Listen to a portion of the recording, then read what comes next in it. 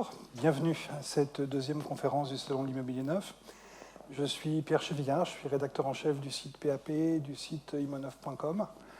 On va parler aujourd'hui du produit, de l'objet logement neuf, qui a des caractéristiques qui sont très particulières en termes de performance énergétique, d'architecture, de confort. Voilà, c'est un produit qui est... c'est un peu banal de dire comme ça, un peu différent par rapport à l'ancien, mais par rapport à ce que vous pourriez acheter, c'est important de faire le point justement sur ces différentes caractéristiques. Et puis aussi sur les dernières évolutions, parce qu'on a beaucoup parlé de logement post-Covid, de nouveaux besoins. Donc c'est l'occasion aussi de voir si ces besoins existent réellement et s'ils existent, comment les promoteurs répondent à cette demande. Et puis aussi comment ils innovent, comment ils vont au-devant des envies d'habiter. On sait aujourd'hui que les familles sont... on peut avoir des familles décomposées, des célibataires. On sait que les parcours de vie sont beaucoup moins linéaires qu'avant. Donc pour ça, il faut que les logements puissent s'adapter. Alors pour en parler, nous avons deux promoteurs spécialistes de ces questions-là. Donc Benoît Violet, qui travaille pour la société Lamotte. Benoît, vous occupez quelle fonction chez Lamotte ? Je suis directeur opérationnel Île-de-France. D'accord. Donc vous êtes actif sur la région parisienne exclusivement. Exclusivement la région parisienne. D'accord, et donc sur des communes plus denses, avec là aussi des règles, des contraintes architecturales qui donnent une partie de la spécificité des logements neufs. Exactement, on a aussi bien des opérations dans le 92 que dans le 93, et on va dire première couronne à énième couronne. Ouais, donc avec nous avons Sébastien Daniel qui travaille pour Spirit. Alors, vous faites quoi chez Spirit, Sébastien ? Alors je suis directeur Île-de-France chez Spirit, donc ce qui occupe à la fois le développement des opérations, ainsi que leur montage, les permis de construire, et jusqu'à la phase de réalisation technique, puisqu'on a aussi des équipes de maîtrise d'œuvre internes, donc en termes de conception, des ingénieurs qui nous accompagnent, et également, chers collaborateurs sur les chantiers, tous les jours, par tous les temps. Merci. Et donc, comme cette conférence est d'abord la vôtre, je vais poser une série de questions aux promoteurs qui sont avec nous, puis ensuite un micro circulera parmi vous, un micro qui sera à chaque fois évidemment désinfecté. Et vous pourrez poser toutes les questions que vous jugez nécessaires. Benoît Violet, on parle souvent des atouts du neuf. Est-ce qu'en quelques mots, vous pouvez nous les rappeler sur ce qu'on est, comment dire, susceptible d'acheter aujourd'hui? On achète quoi en termes de confort, de performance, d'architecture? Les atouts du neuf, moi je dirais, c'est du vrai confort. Et spontanément, je voudrais partager avec vous une expérience personnelle. Je m'étais toujours dit, jamais je n'achèterai dans le neuf, parce que j'aurais l'impression de vivre au bureau. En fait, on a vécu 25 ans dans l'ancien. Depuis 2 mois, on habite dans du neuf, une VFA. Et là, c'est le bonheur à l'état pur. Il y a enfin de la pression quand on prend notre douche. On a enfin une isolation thermique qui fonctionne. On a enfin une VMC. On a un bien-être idéal. Et des économies d'énergie aussi, vous avez le temps de mesurer, parce que, bon, évidemment, il y a une qualité de construction qui n'est pas forcément la même que les immeubles des années 60, des années 30. Alors, pour l'instant, à titre personnel, je n'ai pas de retour d'expérience par rapport à ça. Oui, ça fait que récent, 2 mois qu'on y est. Après, nous, on a cette expérience-là avec nos acquéreurs. Et je pense qu'on parlera tout à l'heure de la réglementation thermique qui a évolué. Mais là, effectivement, on est dans un sujet où on a dans le neuf des bâtiments qui sont complètement isolés, et c'est l'enveloppe globale du bâtiment, façade, toiture et le plancher bas du rez-de-chaussée complètement isolés. Mais ce n'est pas qu'une performance. Il y a aussi un plan, il y a des baies vitrées, tous les éléments de confort. Alors, l'autre expérience que je peux partager, c'est effectivement, dans le cadre de cette acquisition dans le neuf, on a pu, se faire un produit sur mesure. On a pu effectivement adapter sur plan l'ensemble du cloisonnement, la répartition des pièces et aussi choisir complètement nos matériaux, et finalement tout ça sans incidence financière par rapport à un logement ancien.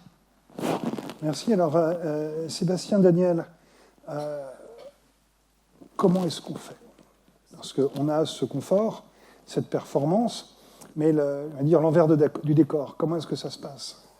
Alors, l'envers du décor, c'est une question intéressante, parce que c'est effectivement, ça commence tout de suite dès la conception, dès les premières esquisses, je dirais, du projet. On réfléchit notamment à la trame du bâtiment.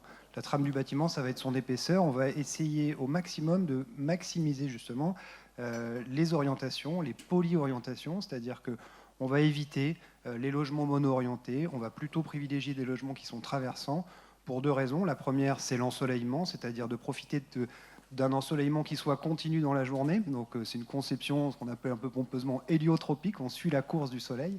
Ça, c'est la première des choses, pour profiter de ces apports solaires gratuits. La deuxième, c'est aussi pour des questions de ventilation. On en parle moins, sans doute, mais une ventilation, quand elle est naturelle dans un logement, et on s'en rend compte malheureusement avec le réchauffement climatique qui est absolument inéluctable, on s'inspire aussi de ce qui se fait de façon assez ancestrale d'ailleurs, pour pouvoir ventiler naturellement les logements. Donc ça, ce sont les premières choses auxquelles il faut penser en fonction de la parcelle. Quand on commence à dessiner les plans, ça c'est quelque chose de très important. Après, évidemment, on pourra développer, si vous voulez, par la suite, sur l'intérieur du logement, ses qualités intrinsèques, à la fois le confort et la praticité des logements. Alors justement, qu'est-ce qui a changé ces dernières années? Sans rentrer dans les changements après la crise Covid, mais si on voit par exemple des immeubles assez standardisés qu'on pouvait faire il y a 20, 30 ans, par rapport à ces immeubles-là aujourd'hui, qu'est-ce qui a changé dans les opérations que vous vendez actuellement? Il y a 2 items principaux qui ont changé. Premier item, c'est l'épaisseur du bâtiment. En fait, avant, on faisait des bâtiments extrêmement profonds. Maintenant, on réduit cette épaisseur de bâtiment pour essayer d'avoir au maximum des logements à double orientation. Donc, il nous reste toujours des logements mono-orientés pour les petites typologies. Ça, malheureusement, le monde idéal n'existe pas. Mais effectivement, je reviens sur ce que vous disiez. Voilà, avoir une ventilation naturelle dans les logements. Et le deuxième item fort qui a changé, c'est au niveau des espaces extérieurs. Maintenant, faire un logement sans un balcon, sans une loggia, sans une terrasse, c'est impossible. Et on essaie d'avoir des profondeurs de balcon, de loggia de 1,50 m à minima pour que ce soit une véritable pièce en plus et non pas une sorte de fumoir déguisé. Et c'est toujours possible de faire ça? Alors, ce n'est pas toujours possible parce qu'effectivement, quand on est dans des fonciers qui sont contraints en centre-ville, on n'y arrive pas toujours, mais on arrive quand même à pouvoir faire des retraits au niveau des façades pour pouvoir aménager ces espaces extérieurs. Et quand vous avez des immeubles qui n'ont pas ces espaces extérieurs, ça peut arriver, c'est vraiment beaucoup plus dur à vendre aujourd'hui? C'est beaucoup plus dur à vendre. On arrive à les vendre, mais on met beaucoup de temps à les vendre. Donc pour nous, ce n'est pas intéressant car c'est une question de frais financiers. En fait, on porte l'opération beaucoup plus longtemps. Et plus précisément sur ce que la pandémie a changé, on parlait des espaces extérieurs, des aérations, ça a changé autre chose. Ne serait-ce que les demandes de vos clients quand ils viennent vous voir, est-ce que vous avez vu des évolutions dans leurs besoins, leurs désirs? Alors, je vous rejoins tout à fait sur les espaces extérieurs. La crise sanitaire n'a fait que révéler ce besoin d'espace extérieur pour tous les logements. C'est une évidence, je suis complètement d'accord avec ça. Ça peut aussi être d'ailleurs des espaces partagés au sein de la copropriété, qui sont mutualisés, ne serait-ce que pour pouvoir prendre l'air, changer de cadre. Donc ça a été effectivement un des premiers enseignements du Covid, et ça maintenant c'est quelque chose qui est complètement acquis. Le deuxième enseignement du Covid, il a été évidemment lié au recours massif du télétravail, donc qui a changé nos habitudes de vie, notre rapport entre le bureau et l'habitat, et cette porosité justement entre ces 2 mondes doit aussi être gérée par l'intermédiaire du logement.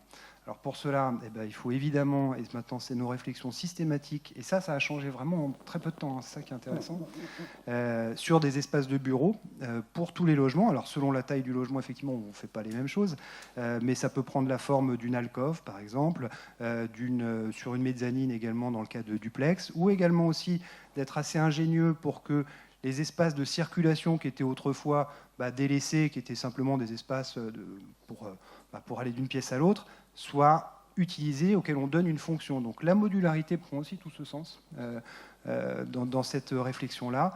aujourd'hui, il faut pouvoir travailler chez soi et pour travailler effectivement dans de bonnes conditions et dans des conditions ergonomiques et de concentration. Et est-ce qu'on voit aussi, par exemple, le mot est un peu barbare, mais des espaces de coworking dans les immeubles d'habitation, par exemple Effectivement, d'ailleurs, c'est ce qu'on installe aussi. On travaille avec des opérateurs qui sont spécialisés. Il y a des très grands opérateurs bien connus d'actionnariat américain, donc ceux-là on les voit, mais il y a aussi maintenant beaucoup d'entreprises qui sont plutôt des startups qui viennent s'insérer dans ces pieds d'immeubles-là. Et l'intérêt aussi, c'est justement que ce soit géré de l'extérieur par des professionnels qui le font. Ce n'est pas la copro qui va gérer l'espace de coworking, sinon ça va être un espace délaissé.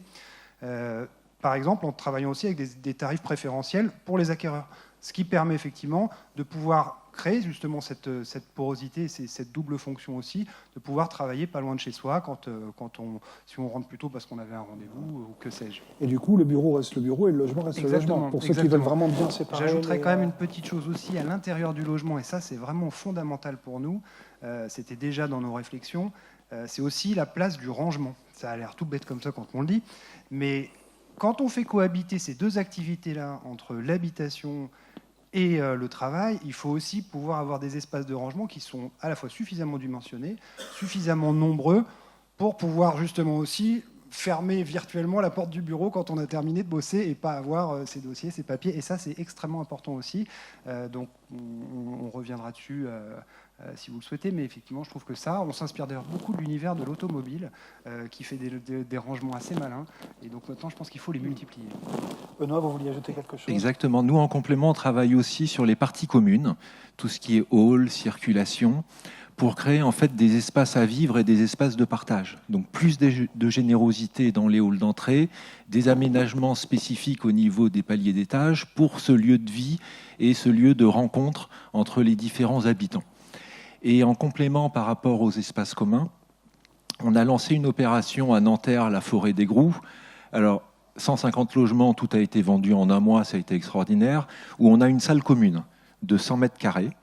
Et cette salle commune, on a pris le parti de ne pas la confier à un gestionnaire extérieur, mais de la confier à la copropriété. C'est un essai, on va avoir une expérimentation. Voilà, on a tout mis en place pour que ça fonctionne.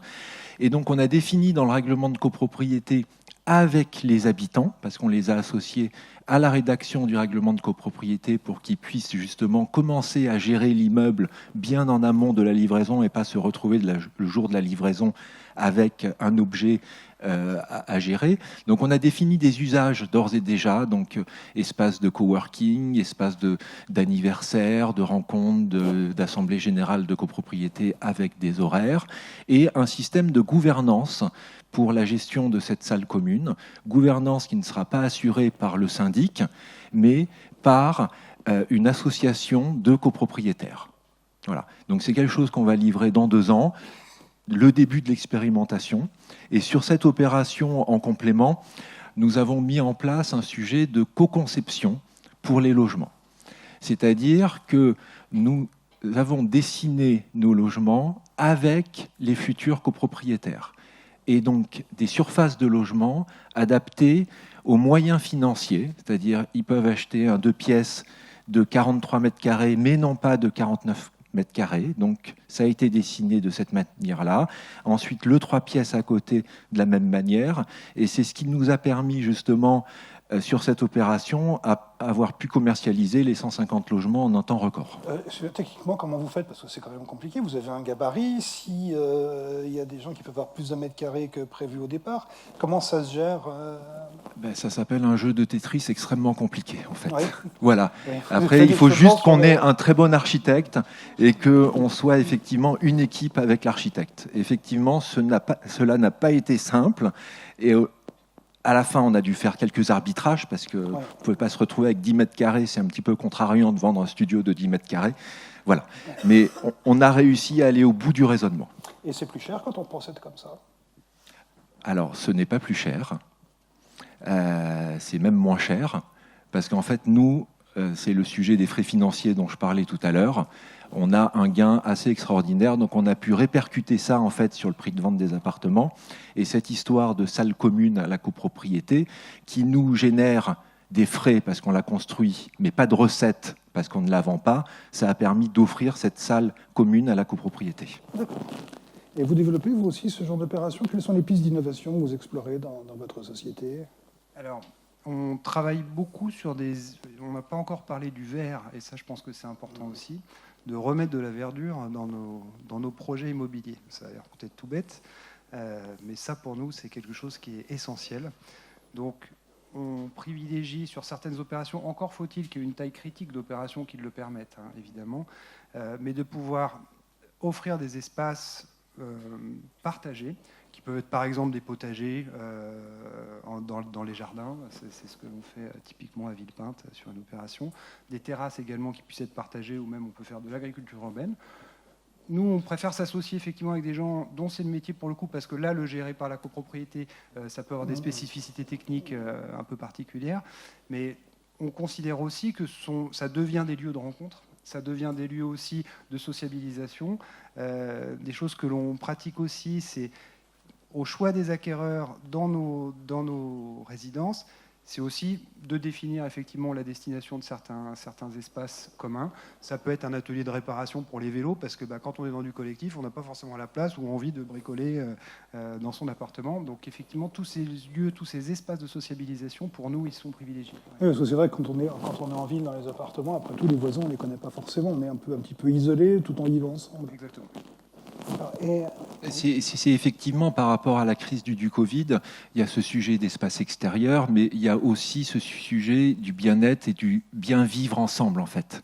Et c'est ce qu'on a pu constater, parce que quand on était tous bloqués dans nos collectifs, dans nos immeubles, dans nos appartements enfermés, effectivement, la seule manière de rencontrer des gens, c'était d'aller voir les voisins. Et effectivement, de pouvoir créer des halls d'entrée généreux avec du mobilier, un partage de livres, des porches, quand c'est possible, sur les opérations qui puissent être un lieu de rencontre, c'est devenu maintenant essentiel et déterminant. Et en matière d'architecture, qu'est-ce qui a changé, est-ce que c'est un sujet qui intéresse aux acquéreurs? Si c'est simplement une unité d'habitation, ou est-ce que le style de l'immeuble, c'est quelque chose qui compte? Je pense que tout acquéreur a sa sensibilité. Il n'y a pas de réponse universelle à mon sens. Les goûts et les couleurs, ça ne se discute pas. En revanche, à titre personnel, et je pense que pour nous en tout cas, on essaye de ne pas céder aux effets de mode. On voit beaucoup de productions d'immeubles d'ailleurs qui se ressemblent un peu beaucoup les uns les autres. Je préfère privilégier la contextualisation architecturale, c'est-à-dire d'avoir une réflexion à chaque fois systématique sur l'insertion urbaine, une analyse du site, quelle est l'histoire aussi du lieu dans lequel on va s'insérer, pour le faire de façon harmonieuse. Ça, c'est la première des choses. La deuxième, c'est que vous parliez des acquéreurs, et ça, c'est pour nous le moteur essentiel. Les acquéreurs, si on devait apporter une réponse peut-être un peu générique, je crois qu'ils sont de plus en plus attentifs aussi à la pérennité du bâtiment. Donc ça veut dire que ça doit se traduire sur la façade par une qualité de matériaux, une pérennité de matériaux, et ça c'est très important. On est sorti un peu des couleurs vives, on est plutôt sur des choses maintenant, on est sur un retour effectivement à des choses plus essentielles, à des matériaux qui vont être la brique, qui vont être la pierre, qui vont être des matériaux où on se dit c'est mon patrimoine, dans 20 ans, je veux qu'ils soient encore comme on me l'a... Et puis ça doit pouvoir se revendre. Si vous avez des biens qui sont complètement atypiques, c'est compliqué. Exactement. Donc il faut plaire effectivement au plus grand nombre. Moi je suis plutôt pour une architecture assez sage, assez sobre, qui justement passera les modes sans difficulté. Ça pour nous c'est essentiel. Et puis on fait très attention aussi, même si ça peut sembler un détail, aux détails justement d'exécution, c'est-à-dire des bavettes, des protections, des choses qui font que dans 5 ans, quand je repasse devant mes immeubles, je suis content de repasser devant mes immeubles et qu'il n'y a pas des coulures, ce qu'on appelle les moustaches, typiquement. Ça, c'est très important. Alors ça, les acquéreurs ne le perçoivent pas forcément, mais nous, on y fait très attention parce que c'est notre image après, dans quelques années. Mais ça, on le voit, il y a des immeubles qui sont, après quelques années, qui sont en très mauvais état. Vous, votre approche en matière d'architecture? Alors, je vous rejoins complètement. Effectivement, nous, la première question qu'on se pose en tant que promoteur quand on voit un terrain, c'est quelle est l'histoire de la ville, comment ça a été construit, quelle est l'architecture, l'ambiance de la ville. Voilà, il y a un côté, on n'est pas uniquement promoteur, il y a aussi dans notre métier un côté d'urbaniste en fait. Et les bâtiments que l'on crée doivent s'insérer parfaitement bien dans l'environnement. Par contre, parfois, c'est juste pour la petite blague, et c'est parfois un petit peu compliqué, parce qu'on est aussi face à des élus qui ont quelques désirs, quelques souhaits. Donc on a quelques batailles à mener. Mais surtout n'est pas réussi en matière de logement neuf. Tout n'est pas réussi. Et effectivement, il y a eu toute une mode en fait ces dernières années dans du contemporain à outrance. À titre personnel, c'est quelque chose. Je suis un peu allergique à ça. Voilà. Donc on a des boîtes. Les proportions sont réussies, mais c'est plus quelque chose, un objet architectural qui est créé en fait. Et effectivement, nous, la Motte, on est effectivement dans le même état d'esprit. Il faut que ce soit intégré à la ville et il faut que ce soit pérenne. Parce qu'effectivement, il y a le sujet de la revente pour futurs acquéreurs, mais à T égale à 0, il y a le sujet de la vente en fait. Voilà. Donc il faut effectivement, alors sans être dans quelque chose de consensuel, sans être dans du pastiche, et c'est tout l'objet aussi de notre travail, c'est de pouvoir interpeller, de mettre de la finesse en fait dans la réalisation et l'architecture de nos bâtiments.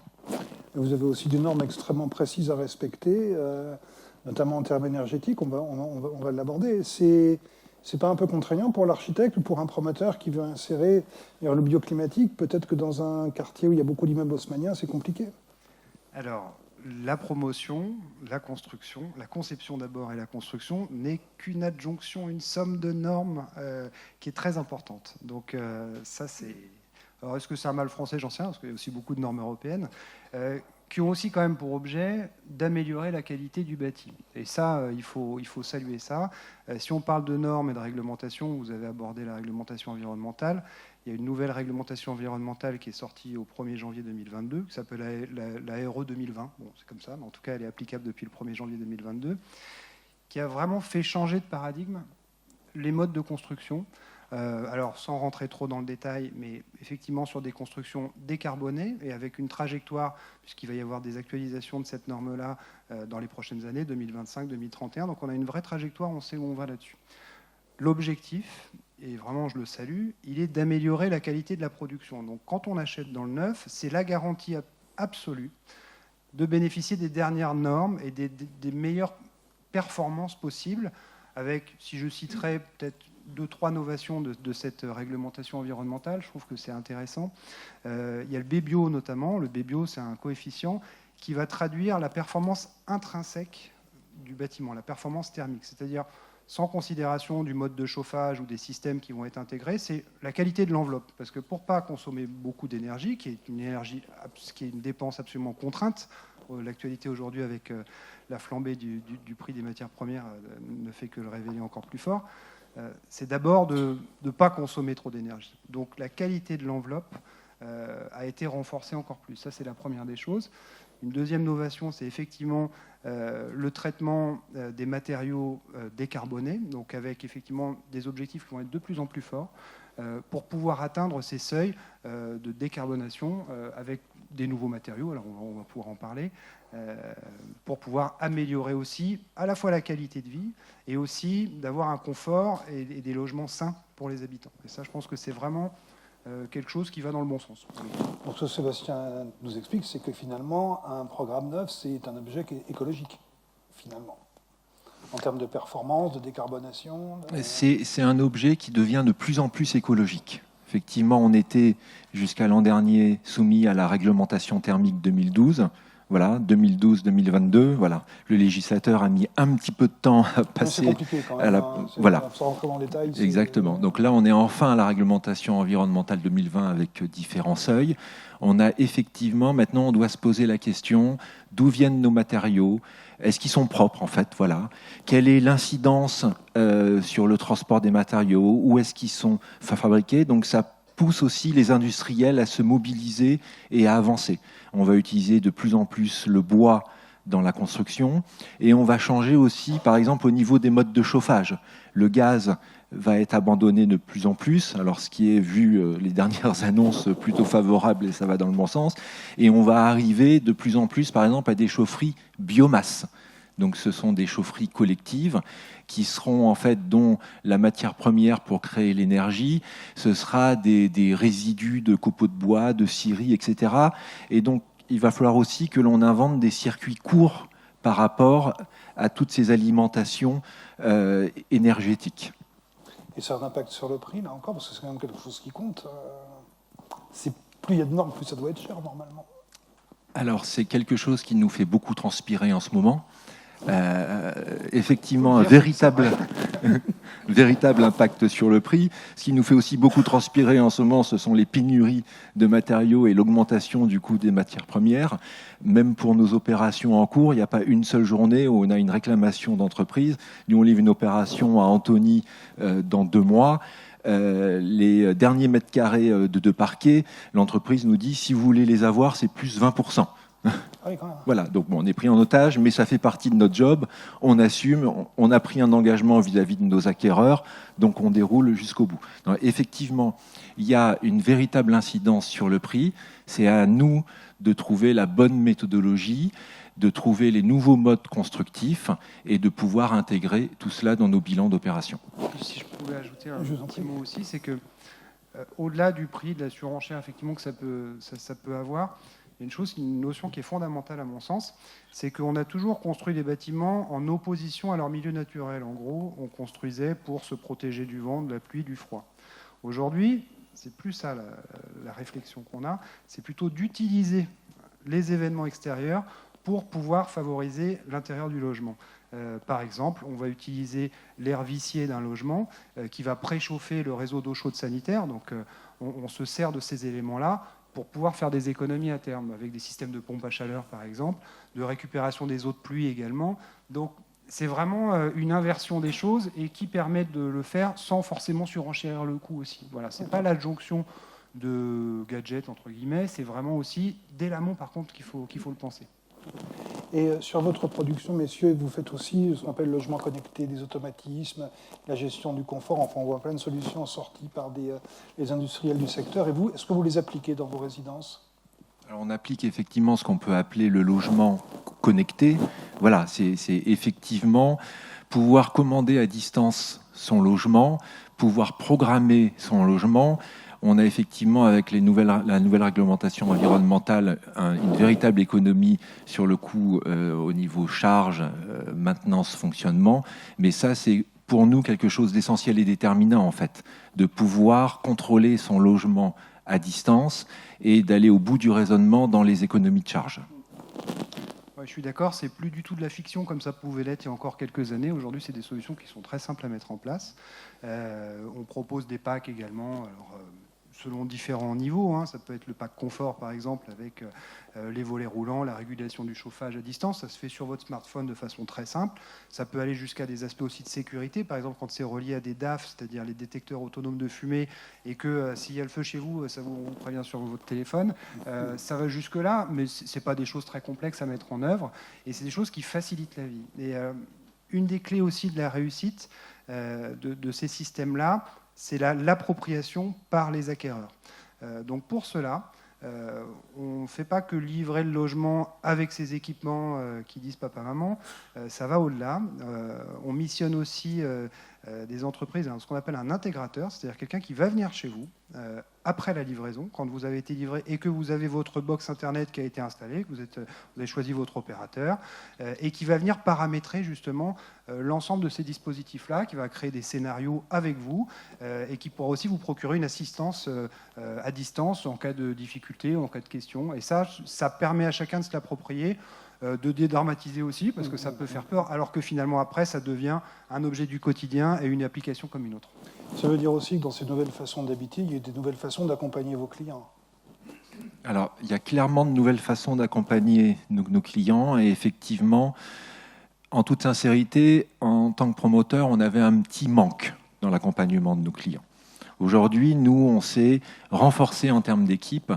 Je parlerai tout à l'heure peut-être plus précisément au niveau du management de chantier, mais en amont, en fait, nous, on a des gens au bureau, ce qu'on appelle des chargés de clientèle, qui, dès la signature du contrat de réservation, accompagnent nos acquéreurs pour réfléchir à l'organisation du logement. C'est toujours difficile quand on a sur un bout de papier un plan en 2 dimensions. Il faut pouvoir comprendre. Nous, on connaît par cœur et on arrive à voir en 3D dans notre tête de quelle manière fonctionne le logement quand on est en amont au niveau des plans avec l'architecte. Nos acquéreurs n'arrivent pas à se projeter. Donc nous devons les accompagner, nous devons leur proposer des solutions, et préalablement à ça, nous devons les écouter et les entendre. Comment vivent-ils ? Comment ils se projettent ? quel sera leur mode de vie en famille ou seul, voilà.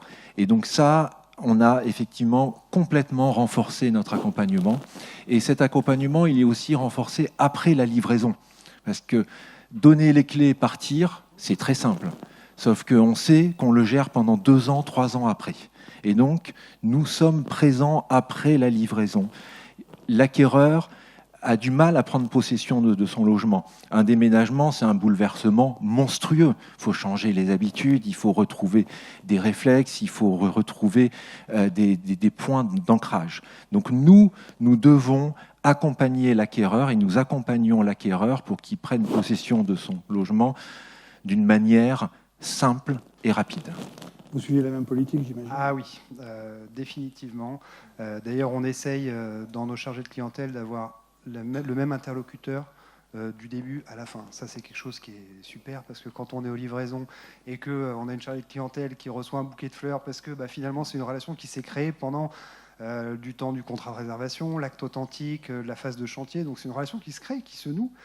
Donc, ça, c'est important. C'est important de pouvoir répondre aux questions. C'est important de pouvoir effectivement les anticiper aussi. Finalement, on sait très bien qu'on va avoir grosso modo toujours les mêmes questions. C'est ce qui est normal, parce que d'ailleurs c'est anxiogène d'acheter, que ce soit les appels de fonds, que ce soit les stades d'avancement, les travaux modificatifs acquéreurs. Donc on essaye aussi d'aller au-devant de ces questions-là. Donc on a un espace personnalisé, par exemple, où on a effectivement un grand nombre de réponses déjà qui sont apportées, et puis aussi de communiquer, d'aller au-devant des acquéreurs. Et puis, il faut le dire, ça nous arrive d'être en retard parce que on a des contraintes de chantier, il y a des contraintes exogènes, qu'elles soient climatiques ou techniques.